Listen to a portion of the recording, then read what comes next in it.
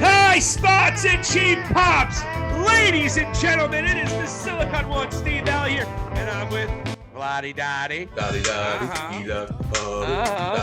he likes to party. The former Purple Nurple champion, because we have a brand new champion. But later on that, we are talking AEW Revolution. We are talking about a fantastic pay-per-view. Vlad Daddy, you actually watched a pay-per-view from your own home, an AEW pay-per-view for the very first time. Your thoughts on Sunday's happening? No title changes, a couple of surprises, a babyface turn, and end of one of the best feuds we've ever seen. Yeah, I actually dug deep into my deep pockets here and shelled out $50 to go and watch this pay-per-view and have zero buyer's remorse whatsoever. I was totally entertained. It was a great show. I have no problem like shelling over that money and watching that show, because those guys put it all out there. It was highly entertaining, and you know what? I think, as I was watching it, really the straw that broke the camel's back for me to go and commit to it and not necessarily just use your login and watch it was basically Punk and MJF. And I'm sure we'll get to that in the middle of it, but I'm thinking, like, what drew me to this, that I had to see it as it was happening. And even though there wasn't any titles involved, I had to go and watch. I wanted to see what the hell was going to happen there, even though I, had a good idea, but I just wanted to see it play out, because at this point I was emotionally committed to that feud. So professional wrestling is alive and well. And part of it is, and a big part of it is because of MJF and CM Punk. So allow you to carry on, but I love the show overall. I'm sure I can nitpick a few things and it'll probably irk you, but it's okay. This is what we do. Well, no, we can let's lead with probably, I don't know if it was the best match of the night, but the biggest match of the night, in my estimation, was MJF and CM Punk. A brutal match. CM Punk busted wide open fairly early. And of course, they brought in thumbtacks. MJF busted open. Some great storytelling, some harkening back to their first match. CM Punk comes out in his Ring of Honor gear and music, which set the internet ablaze. And it was actually started with the CM Punk Cult of Personality song coming on, and MJF doing what he does best, troll everybody watching. And it was just a ruse to get everyone to think it was CM Punk when MJF comes out first. And I just love this match. Was a great ending. It might not have been the strongest. It might not even been the strongest part of it, but the ending itself, the match itself was good, even though I was confused. I guess that's a leather strap match that you touched the four corners. Yeah. I was wondering, they touched the corner. Showing my ignorance to professional wrestling, which I usually don't have. But to your point, what are some of your favorite parts of this match? And then, of course, we'll get into probably my favorite part, possibly the favorite moment of the night, with the Wardlow seemingly turning babyface with just a great moment where he couldn't find the ring. If you didn't see it, folks, MJF called for the ring. He called for Wardlow to come down. Wardlow came down looking just as he always did, a little annoyed. And then when he called for the ring, Wardlow could not find it, or looked like it. He's like, oh, sorry. He's distracted looking for the ring for Wardlow. CM Punk then hits him with a GTS. And then Wardlow, realizing he had the ring the entire time, leaves the ring for CM Punk. CM Punk ends the match, as MJF has ended several of his big matches, knocking out MJF with the Dynamite Diamond ring. And c'est la vie. And CM Punk walks out with the chain around him, and a very cathartic moment for CM Punk. Now, your thoughts on everything on the finer points of this match. During our preliminary production meeting here, you mentioned and caught me up on the whole backlash CM Punk had for using his Ring of Honor entrance music, right? And the thing was, I was watching it live as you were, and what I loved about that damn moment was this: MJF trolls everybody by starting off with Cult of Personality. The place pops, of course. he goes and comes out and, he cuts the music and then it's MJF's music. And basically it's as if, MJF is like the guy once again, just always one step ahead. But the little details that they did in this feud here, where basically you saw it MJF's face, where they go and cue CM Punk's music from Ring of Honor, which of course Tony Khan just bought Ring of Honor. I guess he gets carte blanche to use this sort of stuff now, which is great because you look at his roster and all of the roots that are involved at Ring of Honor that he has, and they can do callbacks and basically make that federation even that much more relevant. And here, CM Punk, the ultimate mental assassin, goes and outsmarts MJF, and you saw it in MJF's face where it was just, he was one step ahead. And he comes out and basically his Ring of Honor gear, white shorts. When I saw the white shorts, I'm like, those things are going to be red by the end of the day, or the end of that match, I should say. And as you mentioned, a brutal match. It definitely wasn't Macho Man Steamboat. However, this match called for brutality because of the feud that they had, and it had to be this. It wasn't, I mean, you've had other cases where it's a cage match or a cell in other companies, for instance. Well, this one, they brought it down to old school, as they referenced. Piper Valentine was what they had in mind, and they basically built this feud to something that you and I will never forget. And you and I both realize that this is the first chapter of this story between these two. And now it's going to veer off into something a little bit different. And as you mentioned here with Wardlow, now you have the face turn with Wardlow. MJF calls for the ring, the diamond ring that he's been using to go and put basically knock out people left and right and collect wins.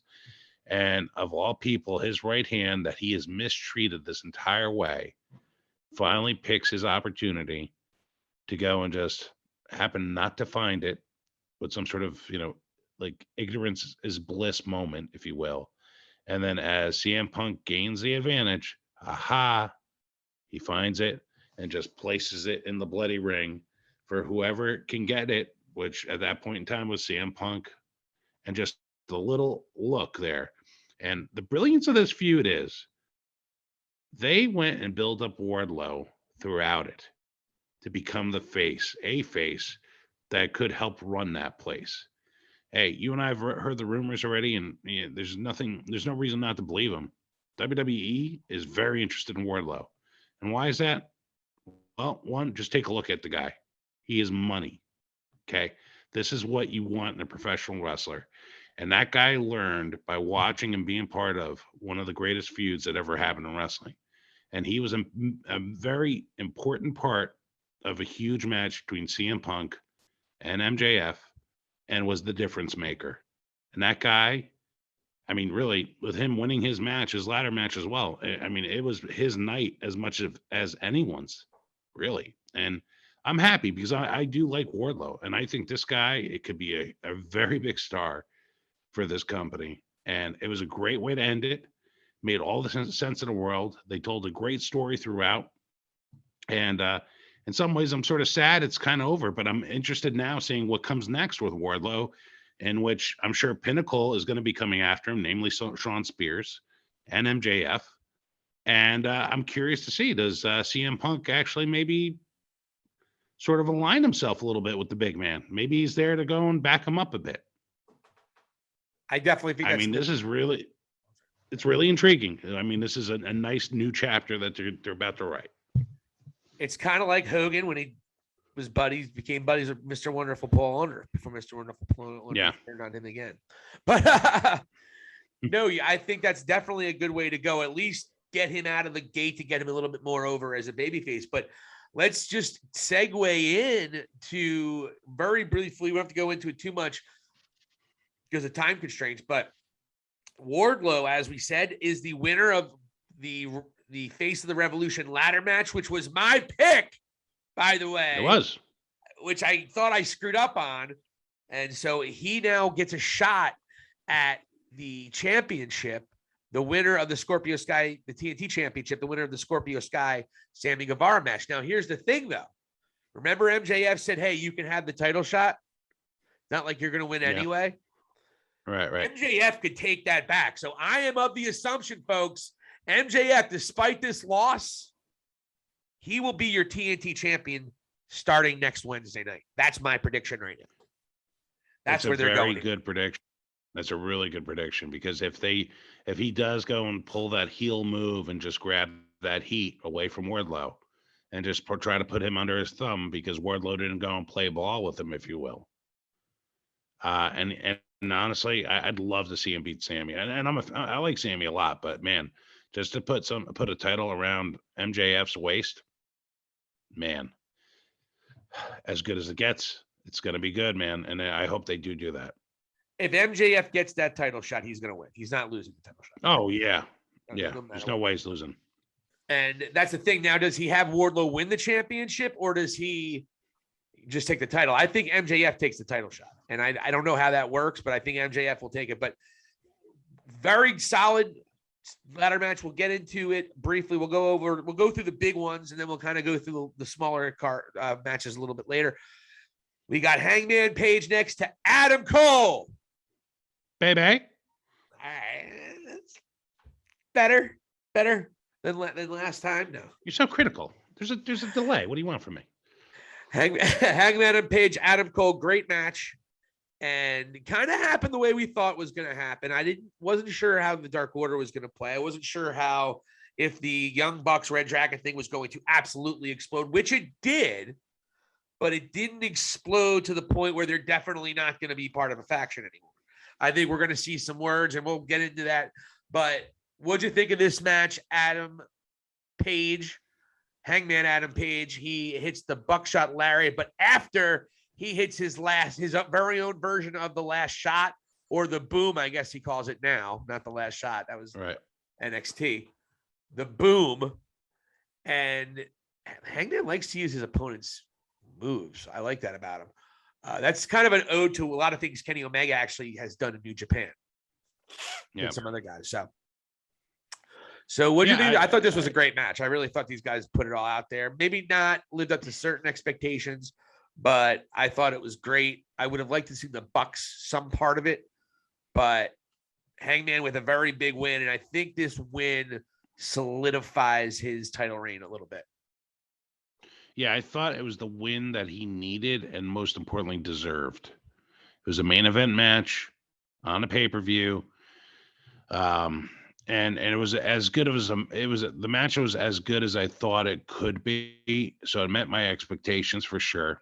Did you like Adam Cole Bebe's video game gear when he came out? Wasn't that cool? I think he's a nerd, man. How did this dork snag Dr. Britt Baker? I mean, here's an accomplished woman, a doctor, and one of the best women wrestlers in the world. And she's hanging out with this video game dork. Jeez, I'm just kidding. I love Adam Cole. I love him. I didn't love the gear, though. I don't like that goofy ass shit.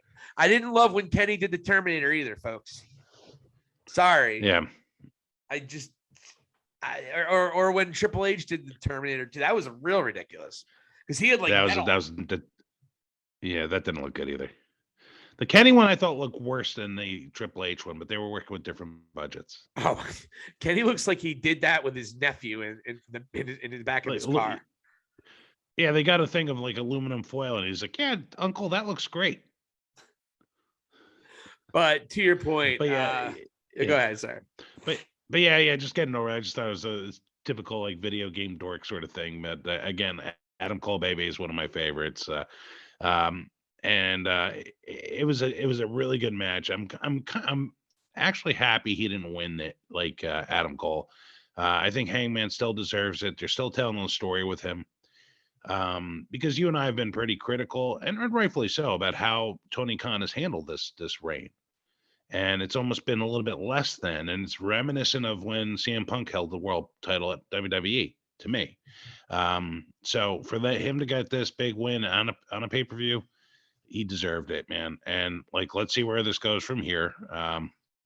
Which is, it seems like we're starting to have the beginnings of a Red Dragon or Pinnacle or whatever they're going to call themselves, where you have Adam Cole Bebe with Red Dragon, and of Paragon. course Paragon, yep, and then you have Adam Page with the Young Bucks most likely, And possibly and Kenny then the coming. wild, and that's the wild card because you know what, like, I mean, you saw the Don Callis promo. How does this all fit in? You know, like the it seemed to be a little bit heelish, no, from what I read about it. Yeah, but he definitely put Adam Cole firmly second Yeah. behind Kenny Omega. He even came out and Yeah, said he'll yeah, be yeah. a great transitional champion. So I think right now Don Callis has got to play it like that. And right now Kenny technically is still a heel. So Yeah. what did you want? And it's Don Callis. I thought Don Callis cut a great promo. I thought that was one of his best promos he cut. If no one saw it, it was on the buy, and you can actually catch that on YouTube if you want. So Okay. Don Callis back in play. So we know Kenny's coming back soon. Kenny was hoping he could be back by February, but I think he's going to be at the end when this implodes between the elite, to your point. Now, in terms of who Adam Page is going to be going up against next, might have somebody before this, but CM Punk at the end of his match did that. He also mentioned earlier, he did it to the crowd. And he also mentioned during the MJF feud that the winner of the MJF CM Punk feud will probably go on to fight for the world championship at some point. And not even that, in the media scrum, CM Punk says, they asked him what's next. He said, well, I got to be honest. If you're going to be in, and I'm paraphrasing, if you're going to be in this industry, you don't just want to do it just to do it. You want to be the best. You want to be the champion.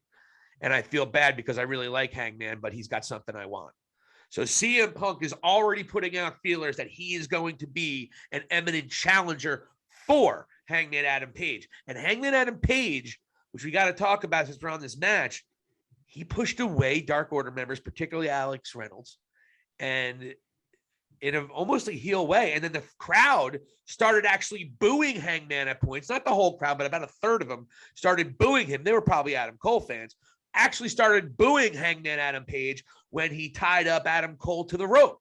So you might be seeing Hangman Adam Page conflicting. And when he was also in the media scrum, he was kind of being evasive and not being transparent and truthful about his feelings, very similar to how he was with the Elite. So he's in a very uncomfortable spot with the Dark Order. And it might be reasoning of what you're saying, that they're jobbers. So quote unquote jobbers.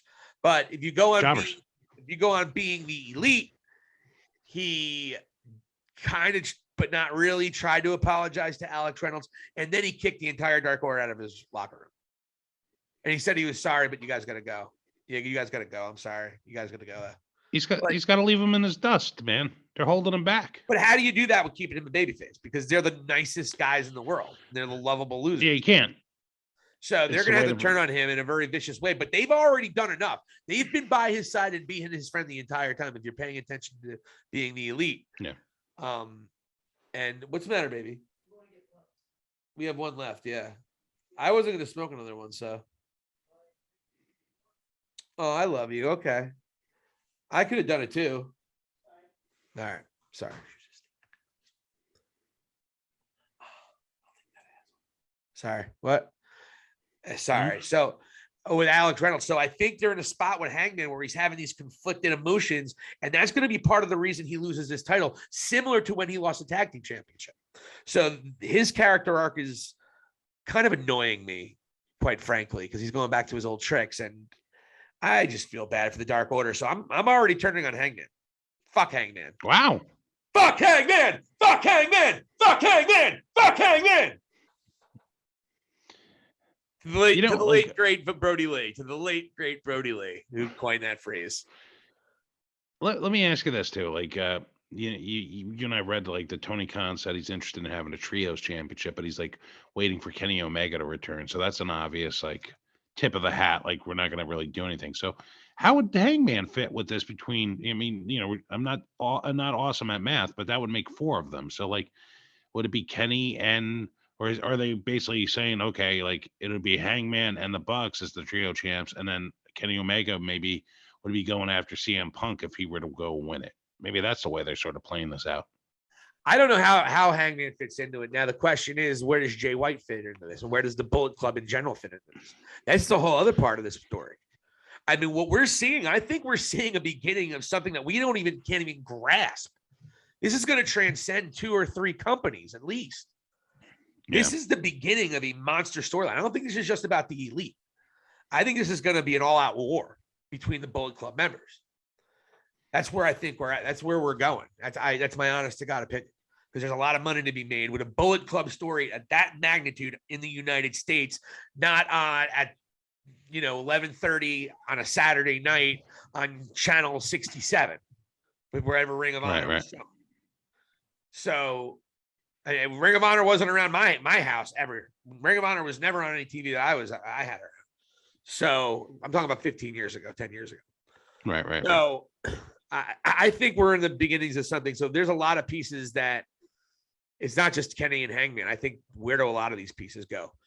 How do they coexist? I think Kenny definitely coexists more with Hangman than he would with the Adam Cole faction. Or does Kenny just wash his hands of the whole thing and turn on everybody and just go his own way? Does he come back like Sting with black face paint looking like the Crow? That would be a great call. He would just hang out with Darby Allin. That was what they would do. It'd be them 3 hanging out in the rafters. And then he would do Sting. Hey, Sting, so do I drop down from the rafters? No, we don't do that anymore. Nope. Insurance doesn't allow it. Just Kenny coming back and trying to be different and just be in different factions. It would just be funny. Like I'm trying to not the Dark Order. That'd be stupid. Because then you'd have to lose. So, but I think initially you're going to see Hangman and the Bucks, and then do they bring somebody else in to join that crew? Is there anybody else? Obviously not Roderick Strong, but they could bring in a 4th member that isn't a Roderick Strong. You could get because they need a heater. Who's your heater? Keith Lee, Miro, Lance By God Archer. Yeah, man. It's a good question, man. I don't know. I don't know the answer to that. Well, Keith Lee was supposed to be managed by Adam Cole after he shaved his head. So there is that connection. They do have a history. They do have that monster hit. They do actually have a history. They were in a War Games together. So there was a feud. There is something there. And of course, as we know, Adam Cole was going to change his name, cut his hair, and then become the manager of a heel Keith Lee, Bearcat Keith Lee, with manager Adam Poles. And they would have probably taken on Damien Priest at WrestleMania. Is Damien Priest even not going to be on the show? Are they going to have a... Oh, yeah. I think what's going to happen, I think it's going to be Damien Priest versus the Demon. Great. And you know what's great, too, and you can edit this out because this is just a tangent. So, don't pay too much mind to this. Damien Priest, from what I saw, remember the whole Bad Bunny thing? They sort of had him, in his role and coming along. He had the look, the size, he could do a decent promo, and he had a bit of a swagger, almost like a little bit of a Razor Ramon, but more current day. And they were like, you know what? Fuck it. Let's give him split personalities where basically he gets so angry in the match, he loses his cool because you know what? He's Spanish, Puerto Rican, whatever, and he can't hold his temper and he loses matches that way. I think that's literally what Bruce Pritchard did. I'm definitely editing that out. And they sort of made him like a heel in that manner. It's so stupid. That heel turn was dumb. Yeah. It was out of nowhere because 2 weeks before he said the crowd kept on cheering for him. He was gave the crowd credit. Now 2 weeks later, you guys turned on me. You're the reason. It was just dumb. It was disingenuous. I don't like disingenuous characters. He's disingenuous. No. And it's not, and again, he's doing what they're telling him, but it's who in creative, namely Brother Love, decides, okay, we got to go and do this with this guy. He's not over. How's he not over? How's that guy not over at that point? I don't understand what they expect, but again, that's WWE. We're talking AEW, and I don't know. I mean, just fucking the way they run this shit. I mean, just try to Ricochet's focus on the the IC. good. I just try to focus on the good stuff. Yeah. I'm not sure what I think about Edge yet, but we'll get into that. So, so that's what we have going on there. So we have CM Punk with Hangman. That's going to be part of it. But then you're going to see this implosion. Now the question, and anyone has any doubts that Hangman and the Bucks are going to get back together, there was even a tease of that in Being the Elite this week. They asked the Bucks, one of the stagehands asked the Bucks if this is their gear because it kind of looked like a Young Bucks gear, and they said, no, that's not our gear. And it was turned out to be Hangman's gear. So they're teasing that gone back. And obviously you felt the energy when they looked at each other, and then the Bucks did not attack him. The crowd went nuts. So everyone does want to see that reunion sometime soon because their friendship was never really, they haven't addressed it. And I think they all wanted to heal. It was part of that story that they haven't really finished telling that part of that story, but they haven't finished Right. it. So, but again, great win for Hangman to get this title reign. Got a little bit more momentum. Now he's won 3 in a row. All 4 matches have been bangers. So he's doing his job. Again, we would have liked to have seen at least 1 or 2 more matches in December than we actually got. I think we only got 1 match in December. He could have gotten at least maybe 1 more before December, maybe 1 more after, or at least 1 more total. Just to have now he's 5-1 or 4-1 or 5-1. I don't see him having more than 6 or 7 title defenses before he loses it. And CM Punk, as we said before, is already. So the 2 matches we already talked about, we kind of see the direction. Eventually, CM Punk, Hangman are going together, and they both are going to be part of other little storylines moving forward. So as we talked about, Wardlow did win the ladder match, the Face of the Revolution ladder match, and Bearcat Lee made his pay-per-view debut, and the crowd absolutely loves him. And Orange Cassidy, I thought was pretty funny and entertaining in some of his spots. I know you don't like him, but I thought he did. You know, you're not going to give him any credit. I thought there were some entertaining spots in this match. Yeah, I mean, I guess he's there for, laughs, right? Well, I thought. I mean, do you think it was funny when he got hurt? I mean, I just knew that there's a chance that Wardlow was going to win that ladder match because I was feeling bad because as we know, Jericho and Kingston, which was another great match, fantastic match. Jericho and Kingston, you won the opening bout just like you did last time. And it looked like it might be a situation where I was going to get swept again, but no. Wardlow came to my rescue, and then Dr. Britt Baker put it at the end. But what'd you think of this? I thought it was great. Did you notice the low blow? Christian's turning heels here. Did you notice the low blow? I believe he gave, was it Wardlow? He gave somebody a low blow, and it was a baby face toward the end of the match. But really? But it got caught up. No one saw it because it was during, I think, when Ricky Starks was putting together all the ladders. But he gave somebody a low blow, and I was trying to figure out who it was. But like I said before, I think Christian turns heel on Jurassic Express the second they drop those titles. I really do believe that. But we'll see. Right. But you're probably right. I mean, yeah. I mean, Christian did his job. He sort of taught them how to become champions and like cut a promo and all that. I get it. It's almost like, classes in session, and you got one of the greatest tag team wrestlers there to go and bring them along, which is a lot better than Marco Stunt. It sure is.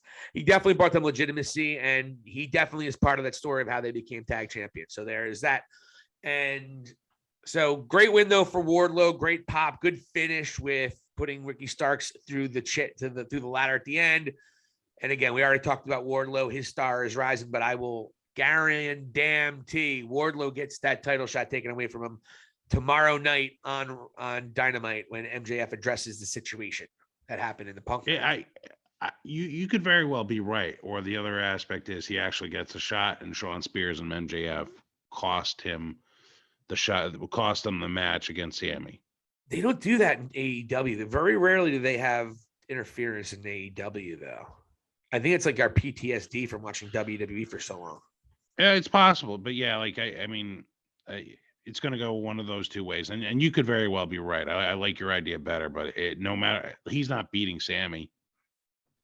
No, I think the move is to look. Sammy, if you don't count the Cody Rhodes week or two, Sammy's had a great run as the AEW champion. He finished off by giving Cody arguably Cody's best match in AEW before on his way out with the greatest cutter ever. Sammy's had a great AEW TNT title run. He's defended it well. He's had banger after banger. It's time for MJF, particularly coming off of this loss. It's time for him to get that title, I think. And I think he would do a lot with the TNT title, probably more than anyone else ever did, which would be interesting. However, do you then have to have him wrestle on Rampage? That's the problem with having MJF as a TNT champion, is that you have to wrestle more often, I would assume. But I digress. So that might be his thing where he doesn't. Yeah. Yeah, it's a good point. Yeah, I don't know what you want. What else do you want to talk about? Well, we got the tag team championship. We have the tag team championship over with Jurassic Express going over, looking strong, going over well, getting the shit kicked out of him in the meantime, and the Elite absolutely coming to an end. But this was another just banger tag team match. Every time they have a tag team championship match, it's great. No matter who are the combatants, the tag team championship match is always one of the top 2 or 3 matches of the night. This was no exception. And I know you don't love the Young Bucks, but this was some great wrestling. Red Dragon was fantastic. Everybody was absolutely brilliant in this match. The one spot with the triple down with the clothesline when O'Reilly got close. Yeah.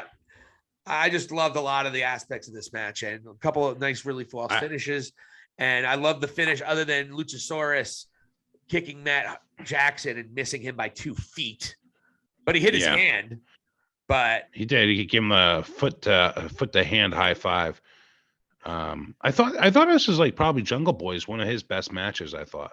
Yeah, he was really on top of it. Yeah, he was really good. And I could see where the potential is. It's just as a gimmick, the Jungle Boy thing is just like a little hard for me to be like, I think he's got away from that. He's talking now. He wasn't talking before. He was like, right. He was almost Luchasaurus actually was the voice of the tag team, and now all Luchasaurus does is yell 3-way and cuckold and dinosaur sex or whatever the hell else he's talking about. But just a fantastic match. I thought. To your point, I thought Luchasaurus, I know we don't love him. We've killed Jurassic Express on this show. But I think their presentation of Luchasaurus, other than he looks awkward, but he's over with the crowd and he's doing his thing. I thought he had a decent match too. I really did, other than that kick. I didn't think it was bad. I know you don't like it. He's awkward looking. I'll give you that.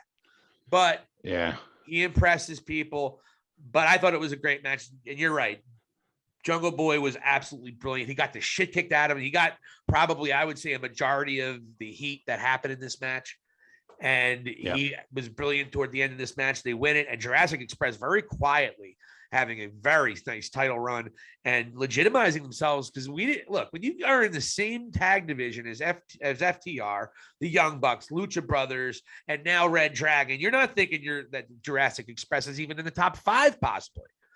And here they are. I think this really established them with this win. I thought it was a great one. I think it was the right one. We both thought it was going to happen. And good for them. And onward and upward. But I don't see them holding those championships for that much longer. I think you might even see FTR be the ones that actually take that from them. Yeah, I mean, listen, you're speaking my language that happens. I'm also wondering if maybe, you know what? You mentioned FTR. There's two other possibilities that could happen here. Perhaps House of Black, whatever combination. Oh, I know who you're going to say. Oh, yeah. And then let's talk about that match next. None other than Bryan Danielson and John Moxley. And that's who I think is going to take it from them. Well, if they do form a tag team, which Jim Ross actually did say, are we seeing a formal tag team? All right. Dean Ambrose and Daniel Bryan. I mean, what?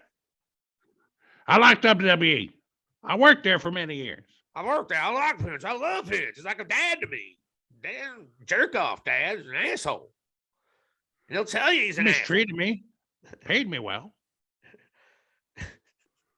So I love the line Conrad Thompson asked him one day. He's like, when they were talking about Shawn Michaels losing his smile back before WrestleMania 13. Shawn Michaels is a piece of shit. Back in WrestleMania 13, he lost his smile, and JR said, "Hey, did your job ever make you lose your smile?" And JR said, "No, Bell's palsy did that." Oh my God. Like, guy's brutal to himself. You got to respect it, man. You got to love JR, man. I really have. I've killed JR because he was so bad in the beginning. Now they got to see, like, he still makes his mistake here and there, but I think the guy is great, and he's so honest. Everything he says, is just honest. Yeah, and while we're talking about JR, man, I've saw a lot of heat online in the comments about JR and his work on the pay-per-view. People are like putting him down and he's being terrible. If I can make an observation here, when I look at that broadcast team, the three of them, between Excalibur, JR, and Shivani, the one that annoys me is Shivani at this point. I could take Excalibur and JR at this. I like all three of them. I'm at the point where I like all three of them, so I don't have any complaints. Shivani rubs me the wrong way. Listen. I understand. You're no longer drinking, but if we're gonna do a drinking game, every time he says the word "buddy," we're gonna be shit faced, right, buddy? Oh, buddy. Oh, bud. It's like, shut up, Shivani. I like when he calls making announcements. I like when he calls heels pieces of shit or just. I hate that. That's where you and I. It's so over the top. It's just like, shut up and announce, man. Like, we don't need you to editorialize. I have no idea what's going on with the three-way between you and Adam Cole and Britt Baker. I still don't understand it. Is that, or are you still pissed off that he gave away Mick Foley's championship on the air?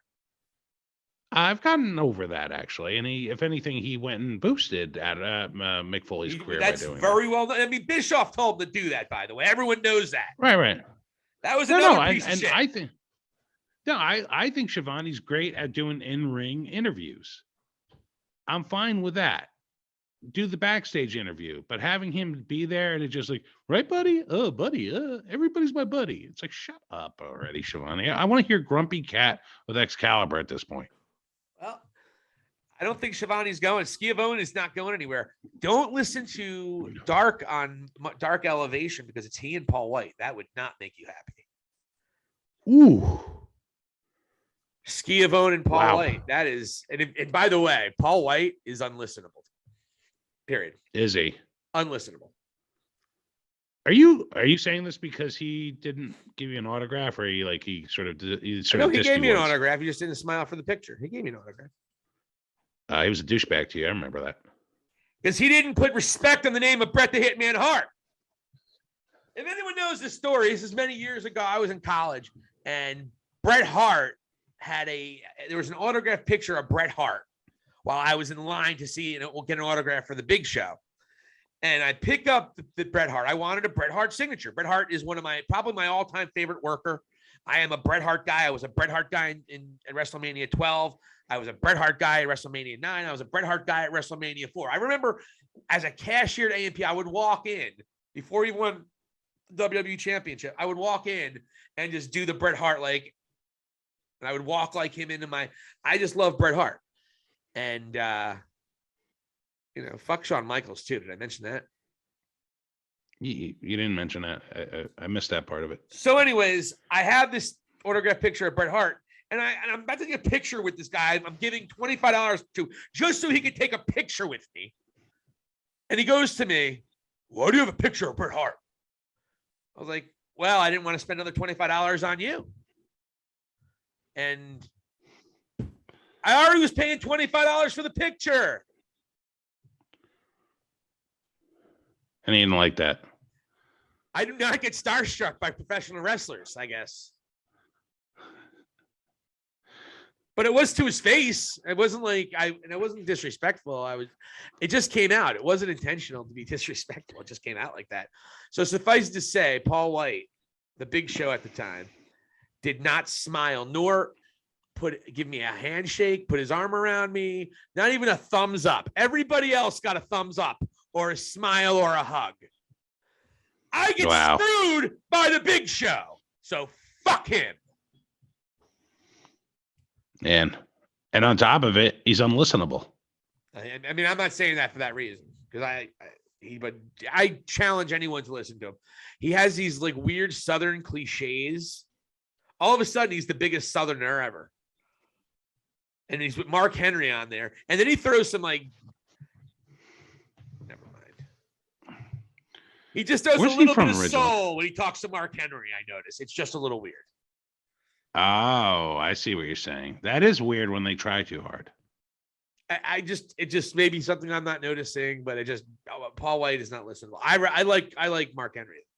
All right. So anyway, from the tag team match, as you said, we go to Moxley and Danielson. And Moxley, Danielson, brutal match. A lot of good striking. Kind of what you expected. And it ends with a great wrestling technique by Jon Moxley with a nice pinning combination, turning the submission he was in into a pinning combination, similar to Bret Hart, as a matter of fact, via Stone Cold Steve Austin, as a matter of fact, and Roddy Piper. It's how he beat Piper for the Intercontinental title at WrestleMania 8. Yep. Interesting. So Jon Moxley gets the pin that way. He kind of was in the ropes, so I think they botched the finish a little bit, but it wasn't too bad where it was glaring. And then after the match, the two continue to argue. And then probably the biggest surprise of the night, because I think everyone knew, because Swerve was announced as well in a signing, and he had a nice little promo as well. But this was something that I think was a genuine surprise. Former NXT general manager, former Intercontinental champion, former tag team champion, former everything, William Regal shows up and apparently will be the manager to a new tag team of Bryan Danielson and Jon Moxley. Holy shit. And if you think we're jumping the gun on this, Regal, when he was getting the boys to cheer, if you listen to what he said something to the effect that things are getting a little crazy around here. You guys shake hands, and then we're going to sort this place out. So they're going to be single-minded of purpose, exactly what Danielson and Moxley were talking about. Regal is going to be on board, and wow. And now you have this mind, who everyone is crediting to having one of the best professional wrestling minds on this planet, is now also in your company. William Regal is All Elite. Your thoughts? It is such a huge addition. And honestly, I never really understood how important that guy was, especially back in the day when I watched like WCW. It's just like, you just thought he's an English character, if you will. And then even like in WWF and WWE, the man's man deal and all that. But as time has evolved and you realize and you listen to other wrestlers that have worked with him, have trained with him, understand the English style of wrestling. And then most importantly, as an NXT fan, he is the commissioner, and most importantly, as the right hand of Triple H, his personal friend, is now at AEW and is not only going to have an on-screen role, he's going to also have a backstage role. So Tony Khan just added one of the best minds in professional wrestling to his crew. And you know what? They're going to start cleaning that place up.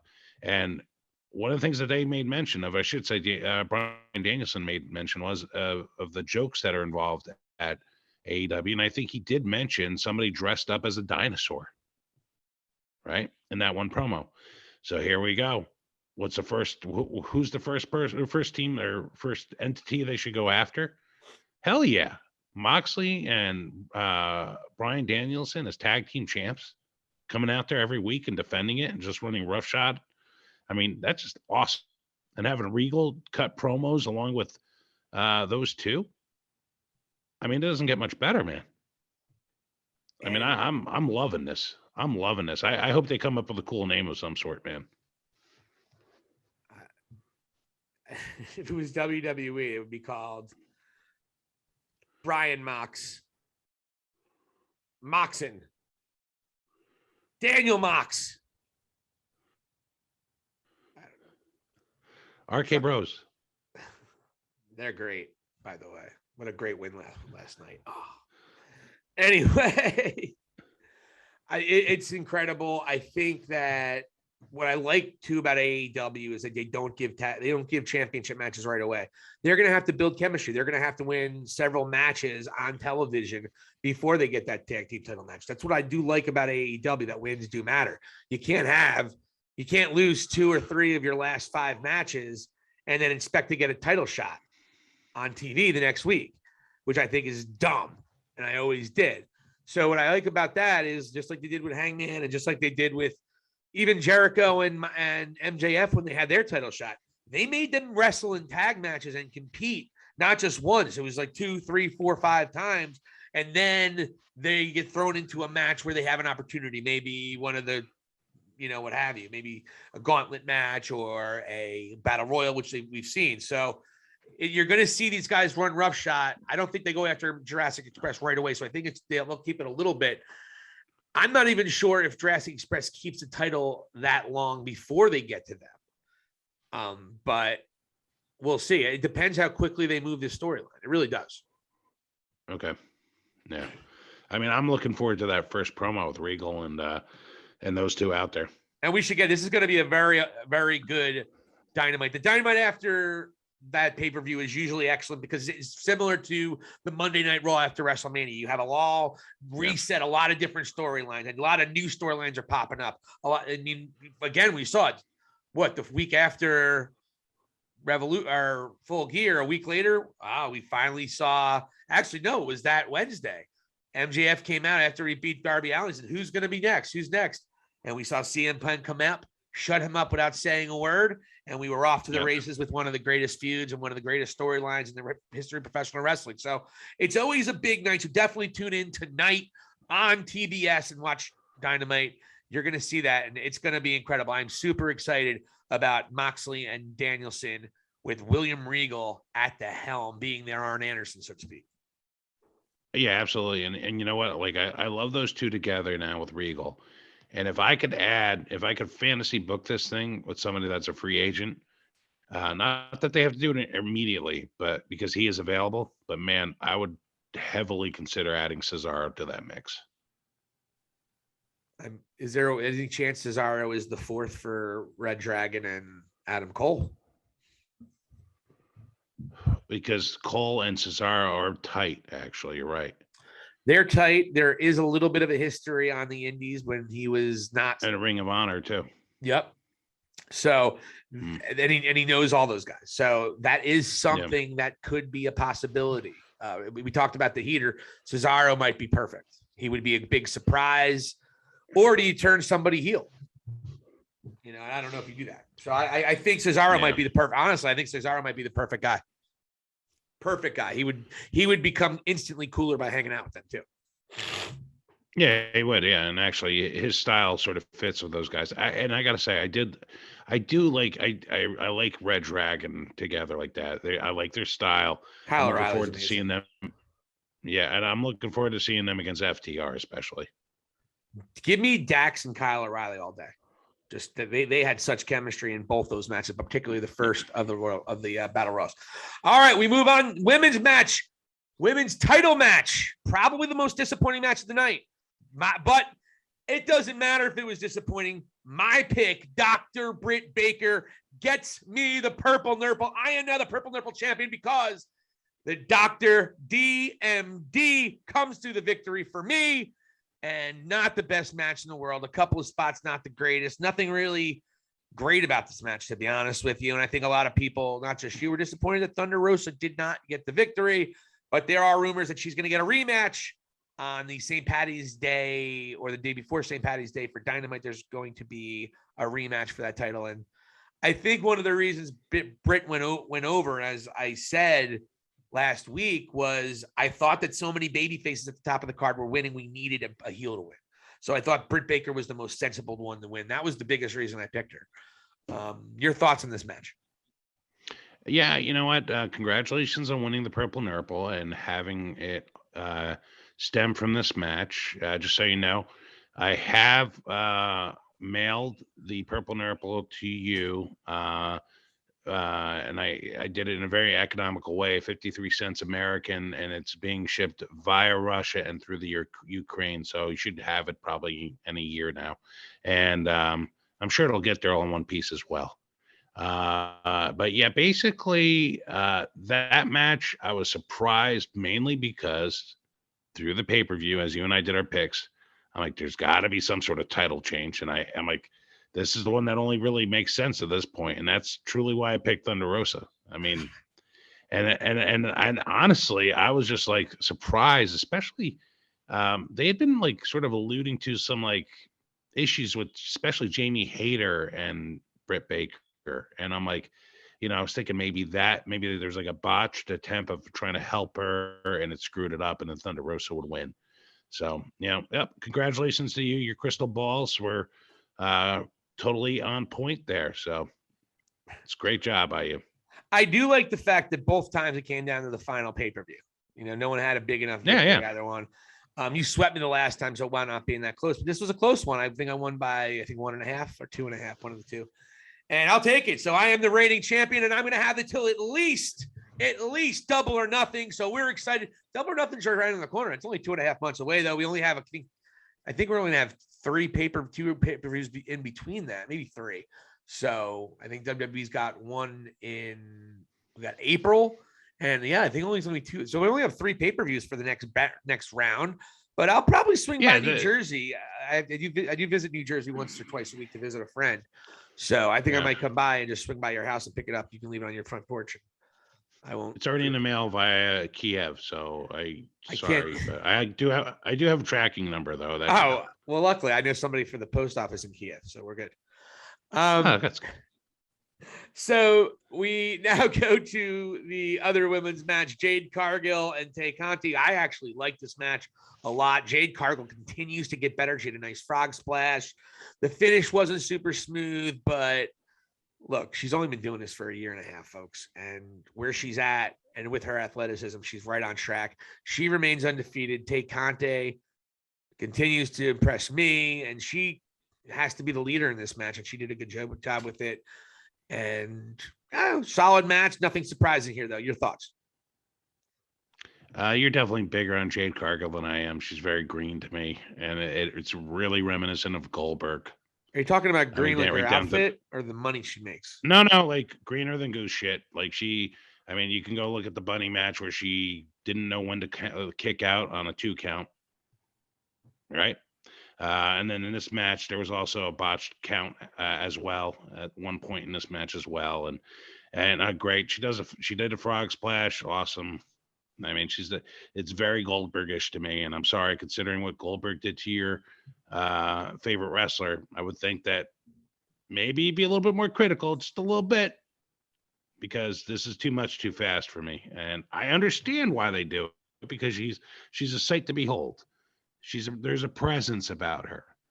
However, and thankfully they have the best wrestler in the world, and Bryan Danielson training her, but there's still a ways to go, in my opinion. So I wasn't big on this match. I couldn't wait for it to be over. I knew what was going to happen. I think I was wishing for Orange Cassidy to walk out at that point too. Well, I don't think she's ever going to headline a pay-per-view and get an opportunity to ruin a legend's career. So there's that. I don't think she would either, to be honest with you. So I'm looking forward to her. Considering she's 1.5 years, it's not her fault. I think she's very good for 1.5 years. She's certainly a lot better than somebody else who has a much bigger name than she did.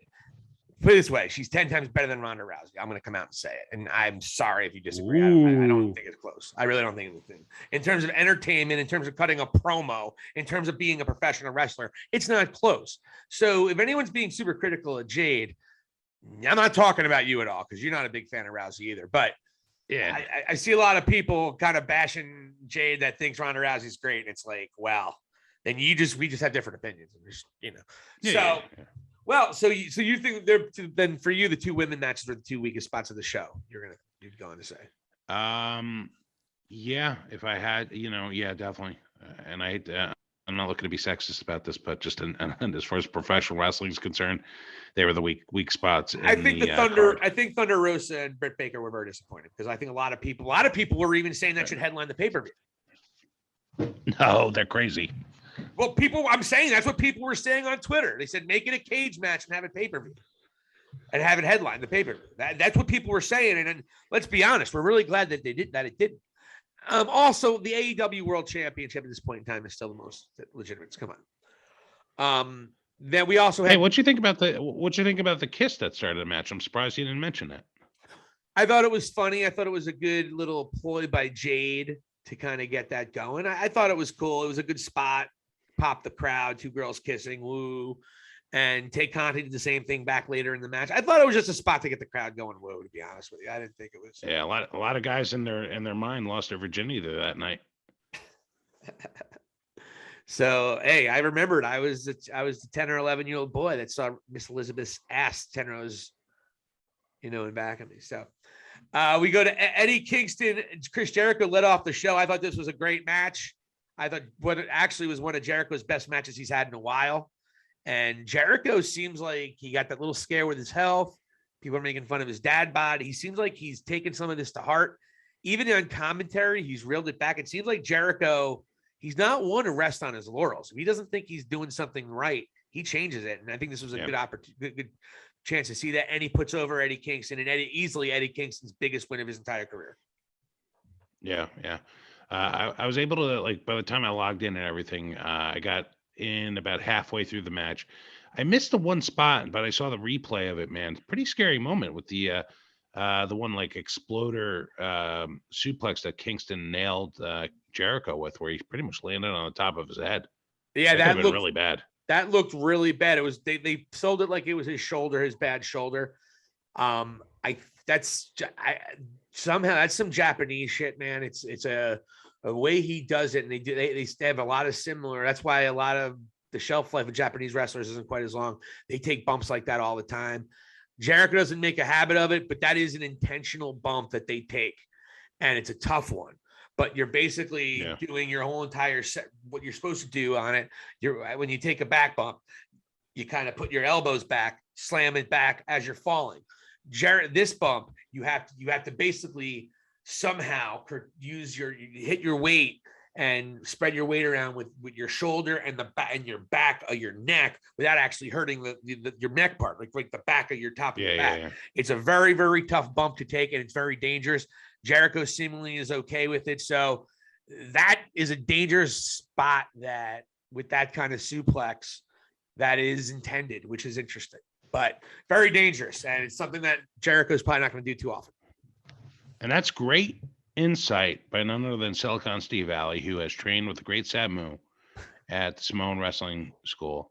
And that is what makes us different, because Mr. Silicon Steve Valley has taken bumps with professional wrestlers and is not quite the mark as some other people would say we are. So, yeah, I'm a mark because I haven't done that, but I'm living vicariously through Mr. Valley, and that is great information there. And basically, for you to break it down that way, top notch, man. I have some insider secrets. Who knows? You know what I mean? But it's most people don't know that. I mean, you just really educated me on that, especially with the Japanese aspect of it. But much to your point, man, that looked vicious to me. I was like, ooh, when I saw that, because I had heard the buzz about it because I had logged in, as I mentioned, like 10 minutes late. And then when I saw it, I was like, holy shit. I'm like, how's Jericho even walking after that? And then he actually finished the match. I give him credit. I mean, he might not have done it 100%. He might have gotten a stinger or something, because it did look more violent it did look violent. Yeah. But that is an intended attempt to a bump. Now, he might have still gotten hurt on it, because those things are really dangerous. So, right. But the way he was acting during the match afterward, and then after the match, I think Jericho was fine and everything should be okay. But again, I just got to give Chris Jericho credit. He has done everything that this company has asked him to do. I know he's annoyed people at times, going through the cardboard or whatever the hell that was, the GFY thing, the flabby gut, everything else people have been making fun of him for, the over-the-top stuff on commentary. Either way, this guy has done everything that he was set out to do as a professional wrestler in an AEW. And I give the guy, he's a GOAT. He's one of the GOATs, and there's no doubt about it. And him putting Eddie Kingston over, I thought was great. Eddie Kingston, nice little fit. This is not over with this story. Chris Jericho walks out pissed off. So I think you're going to continue something going on where we're going to get Pride and Powerful kind of involved here, and they're going to start getting more of a weekly situation. We go on over the six-man tornado match. I thought this was entertaining. Sting was the talk of it all, obviously, but some great moments. There was a Spanish fly onto two tables that Sammy hit. You did mention a weird moment with Matt Hardy and Darby Allin going for the coffin drop, but overall, this was a real fun match. Of course, the highlight of Sting, 62 years old, jumping off of the stage through the tables. Again, Sting just doing it. He was in the media scrum, and talk about a guy who's just super grateful and really happy to give back to this business. Your thoughts on this match? I thought it was good for what we needed, and was for what it was. I thought, yeah.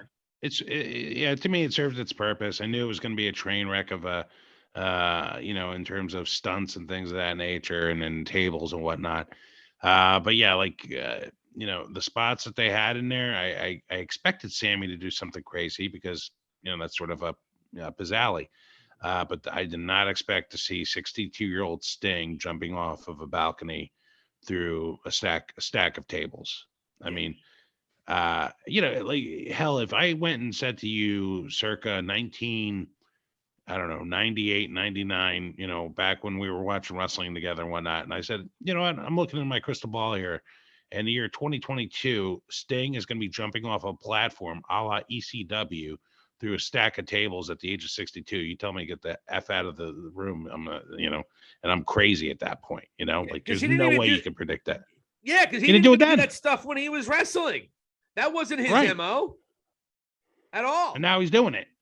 Yeah. So, and by the way, those spots, even though it's crazy, they're not quite as dangerous the way they go. I mean, then again, he did a table spot with Seth Rollins, and he was never the same again. So there you go. Yeah.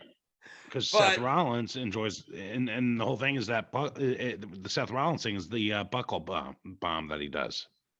He's heard a couple people on that, yeah. That's the one that basically, evidently, when he hit Sting with it, Sting did not feel his extremities for a little bit and got really scared. So, yeah, Seth Rollins, not safe. Also hit, and that's how he hurt Finn Balor as well, but it was against the guardrail. Yes. And also, and ironically, when he was going for the buckle bomb on Kane in Europe, and that's where he blew his ACL and he had to drop the WWE Championship. Yep. So, which he was in the middle of a great run, and I believe he was going to keep that title all the way to WrestleMania and lose it to Roman then.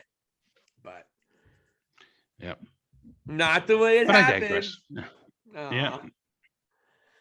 But anyway, so from there, so I thought that was a decent match for what was needed, what we got. At the end of the day, this was a great pay-per-view, guys. Look, AEW has never had a bad pay-per-view. The closest thing that was a bad pay-per-view was last year's Revolution, and it would have been an amazing pay-per-view if that ring did what it was supposed to do. But it didn't, so it became the laughing stock for the next 3 months. And we are now about to set up a bunch of new storylines, getting ready for a pay-per-view not too far away, only 2.5 months away, only about 10 weeks away. We're at Double or Nothing in Las Vegas, and it looks like we're going towards CM Punk Hangman, an Elite implosion, Wardlow and MJF breaking up, Mox and Danielson are getting together with Regal by their side. A lot of exciting things happening in AEW. We are just scratching the surface. And Vladi Dottie, your final thoughts on AEW Revolution 2022. Hey, as I said to open the show, this is the first pay-per-view or really money that I've spent on wrestling since the WWE Network went to Peacock. So I enjoyed every second of it. It was a great time to watch it. Highly entertaining. And honestly, it's good to see that professional wrestling is back in business. And again, I have to give a lot of credit to CM Punk and MJF because of it. And also, you're starting to see it evolve a little bit further with this development with Bryan Danielson and Moxley and Regal. This is they're as Regal said, they're starting to sort some things out here. So you're going to have an internal struggle with AEW of how you have a certain style with some of these guys, and then you have another style with the other guys, and this is going to be a clash of cultures, really. And this is going to be great, really. I mean, so much better than what's going on at WWE, because really it's a dog and pony show at this point. Before we get out of here, you wanted to mention the Stone Cold Kevin Owens thing, and you talk about a dog and pony show. You wanted to talk about Kevin Owens and Stone Cold. That is happening, but they didn't announce if it was a match, the KO show. It still seems like it's up in the air. Yeah, it seems like you're going to have the KO show, and then Stone Cold's they're going to hit the music or hit the glass breaking. Stone Cold come out there. They'll go and verbally joust for a little bit, and then what I expect is that KO will go and try to like get physical with Stone Cold, and Stone Cold's going to hit him with a stunner. The place is going to go crazy. Versus this being Stone Cold's like final match, which, if you think about it, of all people that could go and make that work is Kevin Owens, because that guy will bump like crazy. And it seems like they're avoiding it for whatever reason. And it's probably Stone Cold's doing. Maybe he doesn't feel like he's in the shape that he can do it anymore. I don't know, but what they were sort of promoting initially, with especially Kevin Owens getting crazy about Texas, you thought you might have the final match for Stone Cold there in Dallas, which makes all the sense in the world, against Kevin Owens, who uses his stunner. A la MJF and CM Punk, you have the picture of when he was younger and how much respect he had for Stone Cold. So you kind of built into that even a little bit. WWE's not above that, sort of borrowing storylines from AEW. And now it looks like what we're going to have is like two ships passing in a night. And, it's not going to necessarily be even a 5-minute match, which is what I was hoping. Well, this is the weird thing. Yeah, you were thinking they were going to do something like what Bret Hart and Vince McMahon did several years ago when they had their match, and it wasn't really much of a match. Right. Stone Cold, this is what I didn't like. First of all, Kevin Owens cut a great promo last night. I'm not going to take anything away from Kevin Owens. He made fun of all the stars. He even threw that piece of shit Shawn Michaels under the bus, saying that he's a Bret Hart guy, which I loved, and every Canadian and Bret Hart fan loved. And then he said he was talking about the guy, you're going to be drinking beers and you're da-da-da-da. He didn't say the name yet. And then he finally did. So I thought Kevin Owens did a great thing. He challenged him to go on the Kevin Owens show. So I'm thinking, okay, that's what I always thought it was going to be. I thought it was going to be a confrontation, but Stone Cold's come out for WrestleManias before. This wouldn't be a first time he's done that since he's retired. I think he might have even pseudo hosted one. I think he came out with Hulk Hogan the one time where Hogan said the wrong stadium with The Rock, him and The Rock. Yeah. So he's done this before, and he's been a special guest referee before. So it's not like Stone Cold hasn't been back in 19 years. He's had like 4 or 5 WrestleMania moments since then. So this isn't the big return if it's just a Kevin Owens show. This is why it's confusing. Austin comes out in his promo today. He released a promo. A very well shot promo. He must have done it with a drone or something. It was really nice. But he was out on his little 4-wheeler out on the Broken Skull Ranch. I'm assuming it's the Broken Skull Ranch. And he basically said that Kevin Owens was fixing to get his ass whooped. Or he was fixing to get Stone Cold to show up and beat his ass. I don't know. Apparently that was what he thought was Kevin Owens' intention, and I don't think that's what it was. But I digress. He said 19 years ago, 3 rock bottoms and a 1, 2, 3 ended my career, and I've had to live with that for 19 years. So he's bringing up his last match, and now he's saying one more time, I don't know if you want to be a match or the Kevin Owens show or whatever the hell you want to call it. Well, is it going to be a match or is it going to be the Kevin Owens show? Because if it's going to be the Kevin Owens show, your last match is fucking irrelevant, like the last 5 times you've been at WrestleMania since then. So let's stop making this to what it is. This is a money grab and trying to get more people to buy those tickets because their ticket sales are garbage. And there's doing buy one, get one free sales for the biggest event of the year. I hope it's, whatever. I'm not with that. I don't think he should have a match because it's not going to be any good. Just like when Shawn Michaels tried to have a good match and it was an absolute disaster. Piece of shit. Which one are you talking about? The one in Saudi Arabia? Oh, yeah. That was garbage. That wasn't his fault. He carried that match. It wasn't good. He was by far the best thing in there, and Kane was still a current wrestler. I don't like Shawn Michaels. I don't think Shawn Michaels was good, though. I don't think it wasn't Shawn Michaels. Look, it was his big return match, and it was a shitty match, whether it was his fault or not. It was. But I don't think he did anything extraordinary. He certainly was not the same guy he was, and it didn't do anything. It was like Michael Jordan playing for the Wizards. That's what it was. It was going to be a footnote at the end of his career. No one cares. It was a horrible match, and I guarantee you all 4 men would rather never talk about it again. Yeah. So, at least it was on his own terms, right, Sean?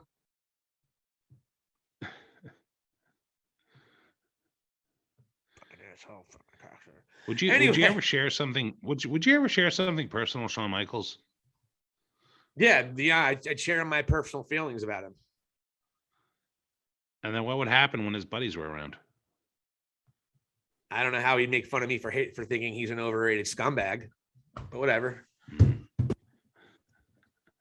You're getting me salty now. Don't you start this Shawn Michaels shit, buddy. No. Just putting some salt on it. So very interesting. Also, one thing I did want to touch on WWE last night on Raw. RK Bro, really great tag team match. RK Bro winning back the tag team championship with a great finish, one of the great RKOs of all time on Gable doing a moonsault, and Randy Orton hits an RKO from out of nowhere. And that led to a victory for RK Bro. And it looks like they're going to be the tag title champions going into WrestleMania, whoever they may face. It'll probably be a ladder match with 25 with all the tag teams. They have 5 really good tag teams on Raw, and they have one good tag team on SmackDown now.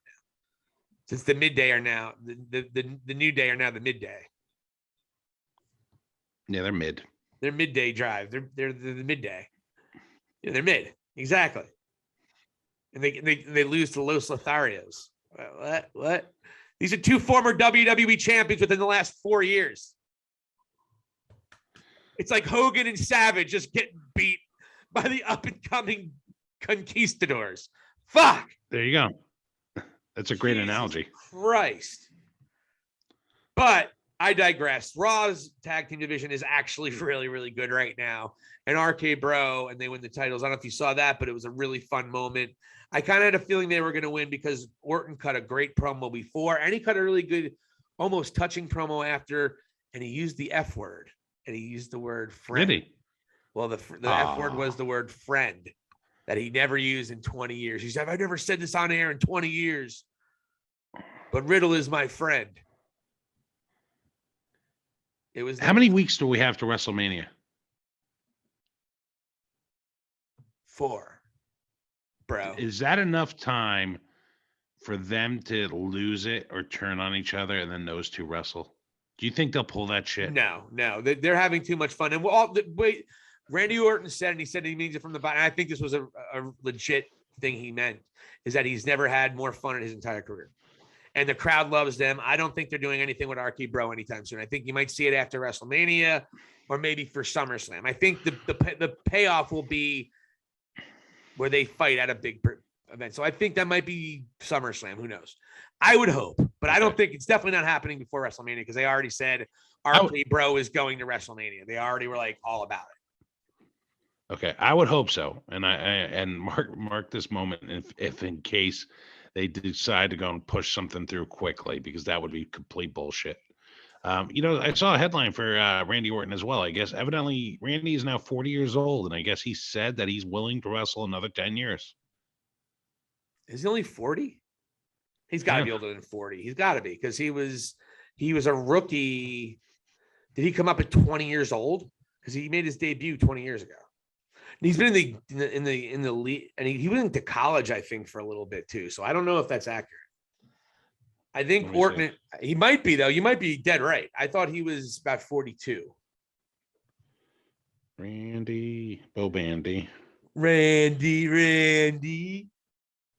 He is now 41. So April 1st, 1980. So he's almost 42. I'm pretty goddamn close. I'm 3 weeks from hitting the nail on the head, sir. I'll take that one as a win. There you go. But he said he's willing to wrestle another decade. I mean, there's no reason why he can't. I mean, he's in better shape, better shape, but he's in just as good a shape as Jericho ever was. Yeah. And you know what? It probably helps him doing these tag team matches too. And it's a way to strengthen their tag team division as well. And also, he hasn't wrestled dangerous and done dangerous matches in a very long time. He can definitely go for 10 years because he's good enough. He's style, just like the Miz. Those guys can go till they're 50, 55, 60. That's why Jake Roberts can still think he can wrestle, because he never did anything that was that crazy. It was all about the show and about telling the story. So I think Randy Orton could. I still think he's overrated. So that's not going to change. And you know what? One of the great missed opportunities to me was that Randy Orton, when he went and linked up with FTR for a couple of weeks, I'm like, oh my God, we have like what a great faction in the making here. And then they just went and split them up. Hopefully they have a nice little bit of a bigger run with MJF. So we'll see with that one. I think I see a world where the Pinnacle has the TNT championship and the tag team championship. That's what I see happening soon in my crystal ball. I just have a feeling. I think they're going to make this up to FTR, not getting him on this pay-per-view, just because everything that went down with Red Dragon. They were always to the last almost eliminated. So that could be part of the deal. I think you're going to see FTR part of this situation again. Because I think Red Dragon and Bucks are going to be kept busy with them. Jurassic Express needs another new team to challenge with shortly there. I think it is going to be Moxley or Danielson, or it's going to be FTR. I don't know.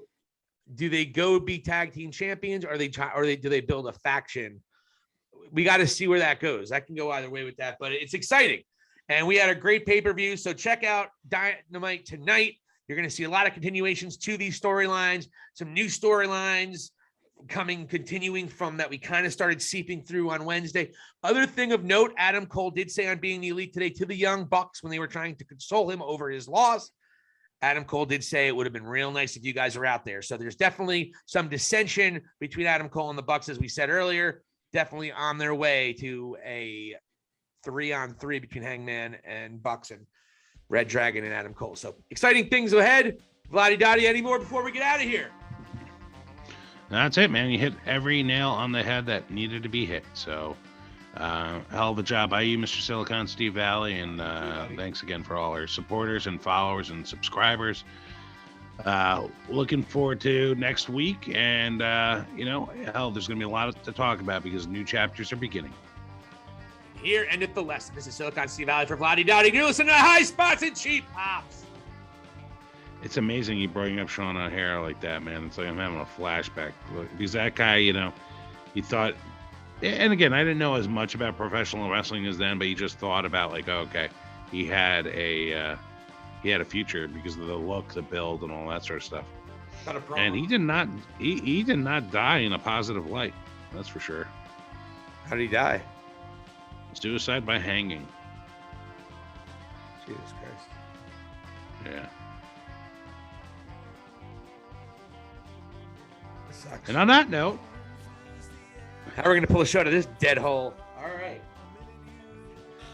Let's talk about AEW and not people not dying. that last segment brought to our sponsor, 10 Feet of Rope.